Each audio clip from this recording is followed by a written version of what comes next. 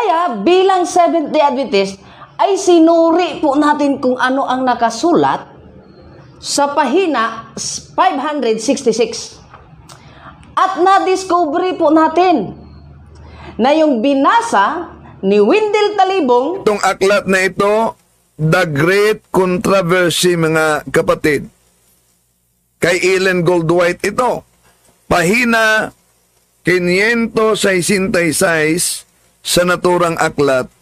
Ito po ang ating mabasa. Bible translations. The most important Latin translation was made by Jerome at the close of 4th century.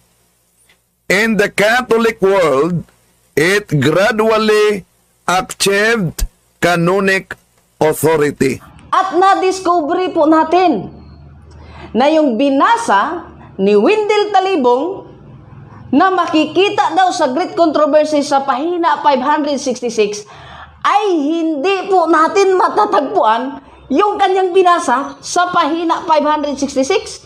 E ano na naman ang itatawag natin kay Wendell Talibong dyan? Honest ba?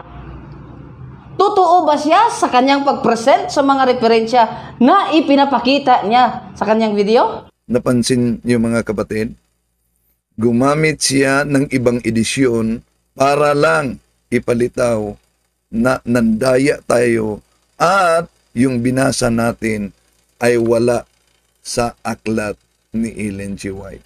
Bago niya ginawa ito na pwedeng mapahiya yung inaniban niyang siktang tatag ni Ellen Goldwhite, naisipan kaya niya, how about kung ang mga Seventh-day Adventists ay merong ganito silang aklat na katulad sa aking edisyon at sinabi niyang Na makikita daw sa Great Controversy sa pahina 566 ay hindi po natin matatagpuan yung kanyang binasa sa pahina 566. ngunit pag tingnan nila, meron pala sino ang litawng sinungaling. Samahan ninyo.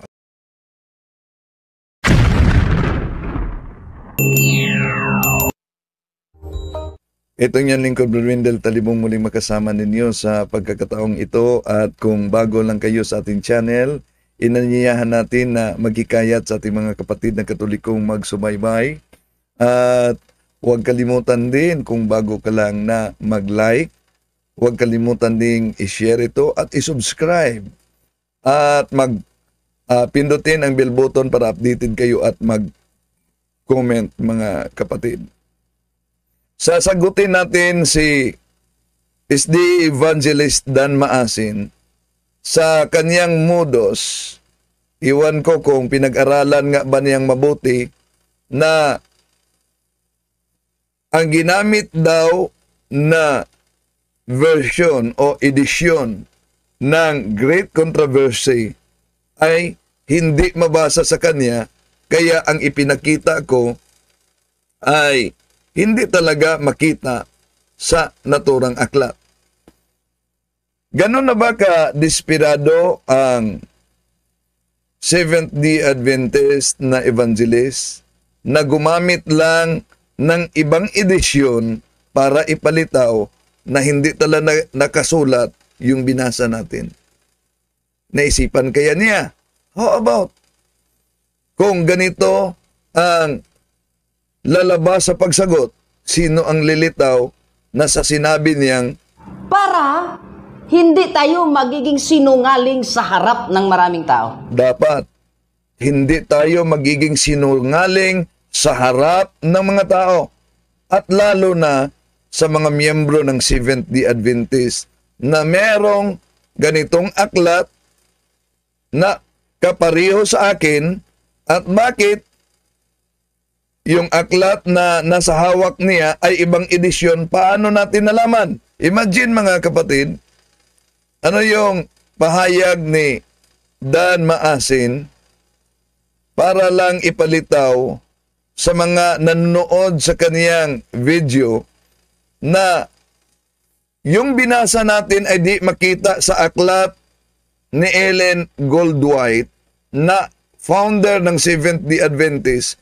Ito, kaya may mga nag-request dapat sagutin si Dan Maasin. Abay, mas matindi ang ginawa ni Wendell Talibong sa aklat namin na The Great Controversy. Ganito raw ang ating mababasa sa pahina 566. Pakinggan natin siya. Itong aklat na ito, The Great Controversy, mga kapatid. Kay Ellen Goldwhite ito. Pahina 566 sa naturang aklat. Ito po ang ating mabasa. Bible translations. The most important Latin translation was made by Jerome at the close of 4th century. In the Catholic world, it gradually achieved canonic authority. Kaya bilang Seventh-day Adventist, ay sinuri po natin kung ano ang nakasulat sa pahina 566.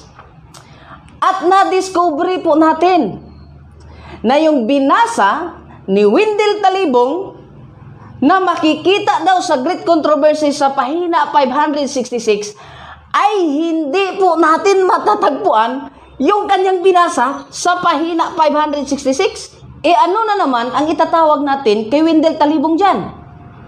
Honest ba? Totoo ba siya sa kanyang pag-present sa mga referensya na ipinapakita niya sa kanyang video? Oh, tuwang-tuwa siya, mga kapatid, di ba? Oh. Parang kumbisido siyang di mabasa sa aklat na ito ang binasa natin. At imposible naman kung inosenteng-inosente si Dan Maasin, na yung aklat ni Ellen Goldwhite na The Great Controversy ay meron yung iba't ibang edisyon kahit pa kapareho ang cover. Sa aklat ni Ellen Goldwhite, makita ninyo iba't ibang edisyon, mga kapatid, sa kanyang aklat. Pero baka sabihin, di po ba ito ang hawak ko? O magkapareho kami ng hawak kulay sa aklat, The Great Controversy. Yun, sa hawak niya. Pero napansin niyo ba, bakit sinabing ibang edisyon ang kaniya? Sa ipinakita niya, pansinin ninyo, ang page nasa itaas. Di ba ba? Nasa taas ang page. Pero yung sa akin, nasa baba. Napansin niyo ba ang pagkakaiba? Sa kay Dan Maasin, nasa itaas ang page. Ang ginamit ko, ang page, ay nasa ibaba. Ito ang pagkakaiba, mga kapatid. Kaya, ibang version ang kanyang ipinakita at nasubukan kaya niya na isipin na how about kung ang aklat nila mismo ay videohan natin, ipakita natin, kung ba, di ba makita. Ito, mga kapatid, pansin niyo, videohan natin dahil sabi niya, wala talaga. Sige, ito, The Great Controversy, America's Rolls Prophecy, videohan natin. Page 566. Okay? Ito na. Pakita natin, page 566. So, videohan natin ang kanilang aklat na sabi, The Great Controversy. Ito ang bahagi na sinisitas ko. Kinukot ko, mga kapatid. Palapitan natin, ang bahagi na sabi niya, di mabasa.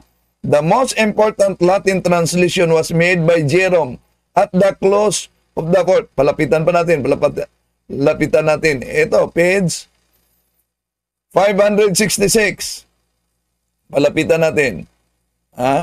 Dahil di daw mabasa. The most important Latin translation was made by Jerome at the close of 4th century. So, nabasa natin. Nandito sa aklat ninyo, nasabi mo, di makita. Kaya, kung nabasa natin na naunang sinabi mo, di mabasa. Sino kayon ang lilitaw na Para hindi tayo magiging sinungaling sa harap ng maraming tao. so para di tayo magiging sinungaling sa harap ng tao. Nasubukan mo kaya na pinag-isipan bago ka sumagot? Na yung edisyon ng aklat ni Ellen Goldwhite na ginamit mo, kapareho ba sa edisyon na ginamit ko? Walang pagkakaiba sa Confraternity Bible, mga kapatid. So, nasubukan mo na yung pinag-isipan yan. Dahil kitang-kita naman ang malaking pagkakaiba, mga kapatid, na sa hawak niya na great controversy ni Ellen Goldwhite, kahit ito, balik natin, ito ang hawak ko at ito din ang kanyang ipinakita, di daw mabasa kaya tuwang-tuwa siya, pero nang ipinakita niya, ang page nasa itaas na bahagi, yung sa kanya. Pansin ninyo? Pero yung nasa hawak ko, ang page nasa babang bahagi. Kaya, although kapareho kami ng aklat The Great Controversy, kapareho kami, pero ibang edisyon. Nasubukan mo ba yang isipin bago sinagot mo? How about kung ang mga Seventh-day Adventist na nagsubaybay ngayon ay merong ganitong katulad sa akin?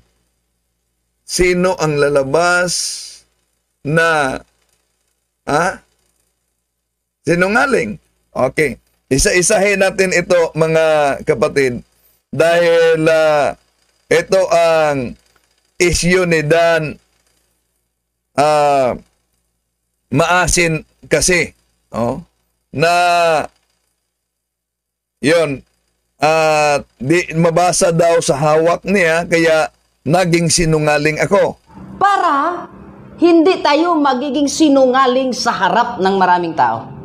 At baka sabihin na naman ni Windel Talibong na nagkamali lang siya sa pagbibigay ng pahina. Abay, mga kapatid, 2 bisis po niyang ginamit at binanggit ang Great Controversy sa pahina 566. See? Tama. 2 bisis ko binanggit ang pahina 566. At hindi yan mali. Ang mali lang yung edisyong hawak mo, dahil hindi kapareho sa edisyong hawak ko. Dahil kung videohan natin ang hawak ko, eto, tingnan mo. Tingnan mo. Videohan natin 566. Na di daw mabasa. Di daw mabasa. 566. Di daw mabasa. Ito, aklat ito ni Ellen Goldwhite. Ito, The Great Controversy. Itong bahagi na ito, ang binasa ko, na sabi ni Dan Maasin, di daw mabasa. Kaya, sinungaling daw. Itong bahagi na ito.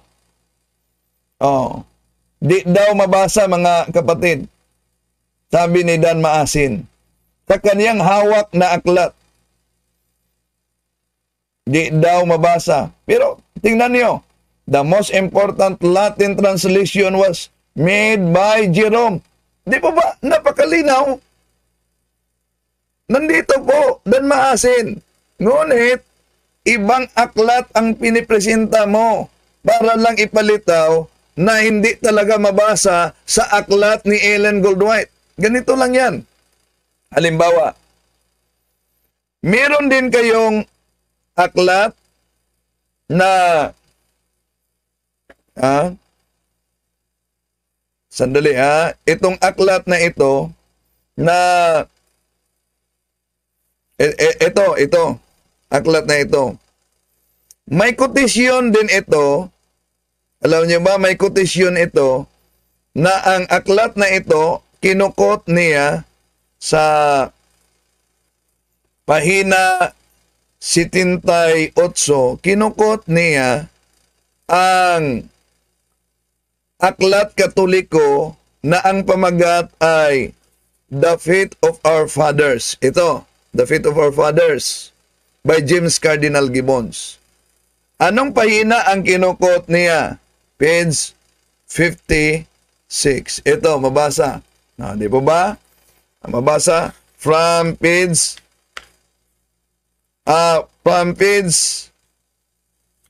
77 to 78, ito ang mabasa natin. The Cardinal declared, "You may read the Bible from Genesis to Revelation, and you will not find a single line authorizing the sanctification of Sunday. The Scripture enforce the religious observance of Saturday." Faith of Our Fathers, page 56, James Cardinal Gibbons. Ito ang kinukot ninyo na aklat. Pero sa hawak ko na Faith of Our Fathers, kung pansinin ninyo mga kapatid, abay, di natin mabasa ang page 56 sa aklat na ito. Bidyuhan natin ha, pakita natin. Ito, ang Faith of Our Fathers. Hanapin ninyo dito sa page 56 na ang binanggit at kinukot nila. So hanapin ninyo. Di makita, di po ba? Yung kinukot nila na from Genesis to Revelation, and you will not find a single line authorizing the sanctification of Sunday. May nabasa ba kayo?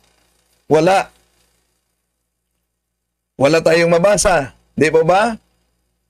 Wala talaga. So, ibig sabihin, malaking posibilidad na ibang edisyon ang ginamit ng author na itong Seventh-day Adventist na si Mark Finley kaysa edisyon na hawak ko. Yung ipinakita ni Dan Maasin, mga kapatid, na ang ginamit ko daw ay di makita sa naturang aklat na hawak niya, natural. Di makita dahil yung ipinakita at ipinalabas mo ay ibang edisyon kaysa hawak ko. Kaya tuwang-tuwa pa siya.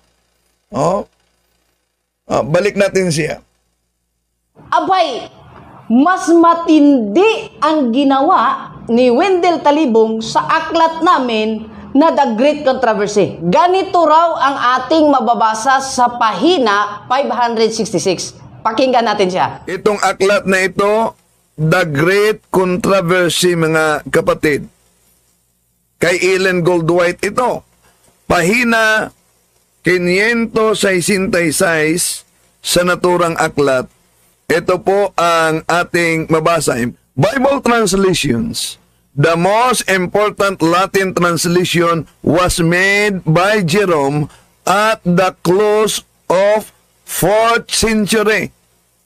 In the Catholic world, it gradually achieved canonic authority. Kaya bilang Seventh-day Adventist, ay sinuri po natin kung ano ang nakasulat sa pahina 566. At na-discovery po natin na yung binasa ni Wendell Talibong na makikita daw sa Great Controversy sa pahina 566 ay hindi po natin matatagpuan yung kanyang binasa sa pahina 566. Ano na naman ang itatawag natin kay Wendell Talibong dyan? Honest ba? Totoo ba siya sa kanyang pag-present sa mga referensya na ipinapakita niya sa kanyang video? Kaya sinuri bang mabuti ni Dan Maasin na yung hawak niya na aklat o libro, mga kapatid, ay katulad sa edisyon na hawak ko? Sinuri ba talaga niya para... Abay, Di mapahiya yung Seventh-day Adventist na tatag ni Ellen Goldwhite. At dito na-discover natin na ang ipinakita niya kahit katulad sa akin, ibang-iba talaga dahil yung ipinakita niyang The Great Controversy, ang pahina ay nasa itaas na bahagi, samantalang ang dala ko na The Great Controversy na binasa ko, ang pahina ay nasa babang bahagi. Ito ang pagkakaiba. O kaya'y sadya lang ba gumamit ng ibang edisyon itong si Dan Maasin ng Seventh-day Adventist para yung mga inosinteng kaanib ng Seventh-day Adventist ay mapapaniwala niya na yung ginamit natin ay wala talaga sa loob ng aklat ni Ellen Goldwhite. Pero, kaya nga nagtanong ako, nasubukan kaya niyang o kaya naisipan kaya niyang mabuti ang ginawa niya. How about kung videohan natin tulad nito at ipakita natin yung sabi niyang di mabasa sa aklat, sino ngayon ang magiging sinungaling sa publiko? Oh, pansinin niyo, balikan natin ha. Videohan natin. Oh. Page 566. Oh. 'Yon. 'Yan ang binasa natin sa history sa Bible 'yan, mga kapatid. Na sabi ni Dan Maasin, di daw mabasa. Di mabasa sa hawak mo, ibang edisyon ang dala mo. Oh, so, nasa baba na bahagi ang pahina. Ang sa kanyang dala, nasa itaas na bahagi ang pahina. Imposible naman kung ganon na lang talaga ka-inosente o kaya'y ka-ignorante itong evangelist ng Seventh-day Adventist, mga kapatid. Para lang ipalitaw na yung Biblia, ito ang bahagi, pakita natin at sasagutin natin punto por punto, mga kapatid. Nauna nating sinagot kasi yung kay Loren Botner, no? Na sabi niya, sinapchap, pinutol, kaya mas malubha pa ang ginamit natin sa kanilang aklat. Ito. Kung ang aklat ni Loren Botner na isang protestante ay pinutol, sinapchap ni Wendell Talibong para lang linlangin kayo. Oh, pinutol daw, sinapchap.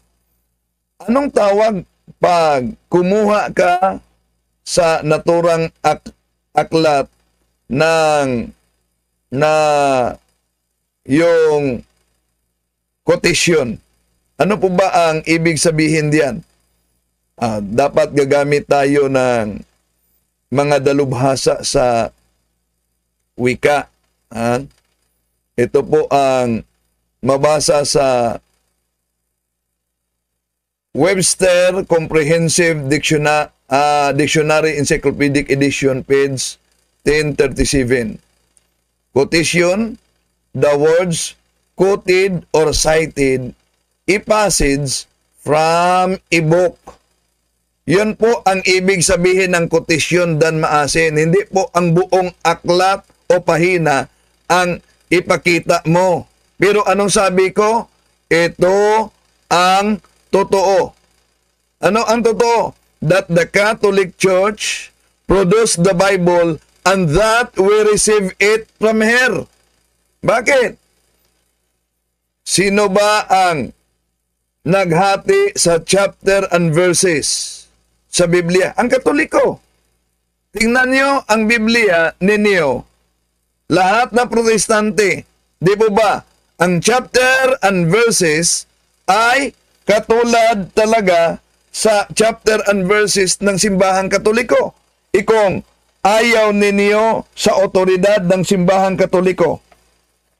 Dapat magawa kayo, although ang Seventh-day Adventist wala naman silang sariling Biblia, namimili lang ito, gagawa kayo ng inyong sariling Bible na may chapter and verses na iba sa Katoliko. Di ba? So, yan. Tuloy natin mga kapatid. Abay, mas matindi. Sinagot na pala natin itong kay Loren Abotner, mga kapatid, na ang sabi ko, ito ang katotohanan. At tinuloy niya, kung anong tinuloy niya, hindi pa rin nagiba ang katotohanan dahil ang dissenting opinion sa naturang author, paano daw magiging ang Katoliko ang nag-produce ng Bible na ang title ng Pope ay huli na. So, non sequitur, it does not follow. Bakit? Dahil nag-exist na yung pinuno kahit huli nang naging official na title ang kaniyang titulo sa pagiging pinuno. Ha? Okay, tuloy muna natin siya. Tuwang-tuwa siya sa aklat na hinawakan niya dahil ibang edisyon. Ang ginawa ni Wendell Talibong sa aklat namin na The Great Controversy. Bakit? Yan, ibang ginawa ko sa aklat. Nakita niyo naman, binibidyohan naman natin. Sino ngayon ang lilitaw sa publiko na parang inosente si Dan Maasin sa sarili nilang aklat? Dan? Parang kumbinsido kayata na wala talaga dahil ang hawak mo ay iba. Ikaw talaga napaka-joker mo. No. Sige, tuloy natin.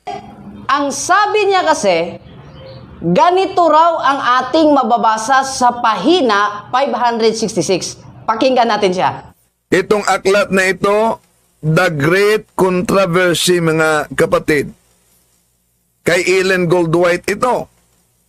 Sa pahina 566 sa naturang aklat, ito po ang ating mabasa. Imposible naman kung inosente nito si Dan Maasin at iba pa mga pastor. Sa kanila ito. Ito mabasa natin. Bible translations. The most important Latin translation was made by Jerome at the close of 4th century. In the Catholic world, it gradually achieved canonic authority. Bakit? Iba't ibang taon, yun mismo ang kanilang aklat ang nagsabi. Sa simbahang Katoliko, gradually achieved canonic authority. Kaya bilang Seventh-day Adventist, ay sinuri po natin kung ano ang... bilang Seventh-day Adventist daw, mga kapatid, sinuri. At nang naglabas siya ng ibang edisyon, akala niya naisahan na tayo. Ngayon, sino ang naisahan? Okay, tuloy natin. Sulat sa pahina 566. Sa pahina 566. Sa hawak niya, mga kapatid, at sa hawak ko na aklat, pansinin niyo, ang sa kanya ay nasa itaas na bahagi ang page. Ang sa akin, nasa baba na bahagi ang page. Di ba? So, nag-present siya, iwan ko kung sadya talaga niyang ginawa, nag-present siya ng aklat na iba ang edisyon. Ito mga kapatid. Iba ang edisyon sa hawak niya para palitawin na yung binasa natin ay wala talaga sa loob. Pero di niya naisipan na pwede nating bidyuhan upang ipakita sa publiko kung totoo bang wala sa loob yung binasa natin. Okay, tuloy natin. At na-discovery po natin na yung binasa ni Wendell Talibong na makikita daw sa Great Controversy sa pahina 566 ay hindi po natin matatagpuan yung kanyang binasa sa pahina 566. Natural dahil iba ang edisyon sa iyo. Oh. Ganon ka na ba ka-inosente? Akala mo ba na ang The Great Controversy ay isa lang na edisyon aklat? How about Dan Amaasin? Na ang mga kaanib ngayon ng Seventh Day Adventist, meron silang ganito. Nakatulad sa edisyon ko. At nakikinig sila sa inyo. At binuksan nila ang 566. At nabasa nila na yung binasa ko na kotasyon nandito pala sa loob. Sino ngayon ang lilitaw na magiging sinungaling sa publiko? Naisipan mo ba yan bago mo sinagot? Okay, tuloy natin. Abay, napakatindi mga kapatid ang panlililang na ginawa. Napakatindi talaga. Ang ginawa mo bago mo sinagot, dapat pinag-isipan mong mabuti. Ha? Okay, tuloy natin. Ni Wendell Talibong. Yung sa kay Lauren Boitner ay pinutol at sinapchap lang niya para malinlang kayo. Dito naman sa aklat namin, sa The Great Controversy, abay wala talaga tayong makikita sa kanyang binasa. At para mapatunayan natin na yung binasa ni... So, para mapatunayan na sa aking binasa pa, wala tayong makikita. Bakit? Nakita mo ba yung binasa ko? Iba sa hawak mo. Ganun ba talaga ang mga Seventh Day Adventist? Mahilig na lang mamimiki. Dahil, bakit mamimiki? Ibang aklat ang pinakita mo. Walang pagkakaiba yan sa nagtestimony mga kapatid na napakilalang Madre daw. Madre daw siya. Galing sa Vatican. Piki naman. Okay, tuloy muna natin. Sa 566 ay hindi talaga natin matatagpuan sa aklat na ito. Di daw matatagpuan sa aklat. Natural. Dahil ang hawak mo, ibang edisyon. Naisipan mo ba yan? Bago ka sumagot? Di mo ba naisipan din na pwede kang madinggoy pag ilabas ko ang video mismo sa loob ng aklat na hawak ko? Okay, tuloy natin. Babasahin natin ang kabuuang nakasulat sa pahina 566. Babasahin daw natin ang kabuuan.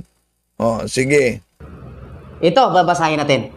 Conflict to regain control of the world, to re-establish persecution, and to undo all that Protestantism has done. Catholicism is gaining ground upon every side. See the increasing number of her churches and chapels in Protestant countries. Look at the popularity of her colleges and seminaries in America, so widely patronized by Protestants. Look at the growth of ritualism in England and the frequent defections to the ranks of the Catholics. These things should awaken the anxiety of all who prize the pure principles of the gospel. Protestants have tampered with and patronized popery. They have made compromises and concessions which papists themselves are surprised to see and fail to understand. Men are closing their eyes to the real character of Romanism and the dangers to be apprehended from her supremacy. The people need to be aroused to resist the advances of this most dangerous foe to civil and religious liberty. Many Protestants suppose that the Catholic religion is unattractive and that its worship is a dull, meaningless round of ceremony. Here they mistake. While Romanism is based upon deception, it is not a coarse and clumsy imposture. The religious service of the Roman Church is a most impressive ceremonial. Its gorgeous display and solemn rites fascinate the senses of the people and silence the voice of reason and of conscience. The eye is charmed. Magnificent churches, imposing processions, golden altars, jeweled shrines, choice paintings, and exquisite sculpture appeal to the love of beauty. The ear also is captivated. The music is unsurpassed. The rich notes of the deep-toned organ blending with the melody of many voices as it swells through the lofty domes and pillared aisles of her grand cathedrals cannot fail to impress the mind with awe and reverence. This outward splendor, pomp, and ceremony that only mocks the longings of the sin-sick soul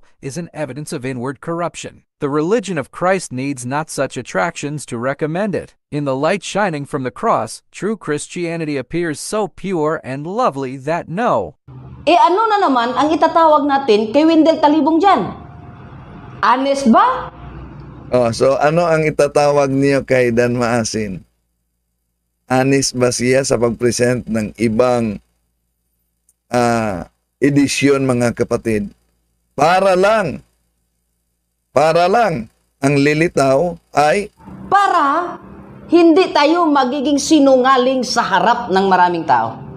At baka sabihin na naman ni Wendell Talibong na nagkamali lang siya sa pagbibigay ng pahina. Abay mga kapatid, 2 bisis po niyang ginamit at binanggit ang great controversy. at hindi yan mali dahil pag videohan natin, muli nating ipakita sa inyo, ito po ang resulta. Pag videohan natin, page 566 talaga. Mabasa talaga yung binasa natin na pinasinungalingan ni Dan dahil ibang edisyon yung pinakita niya. Yan. Nakita nyo may bagis? Yun ang kotisyong binasa ko sa history ng Bible.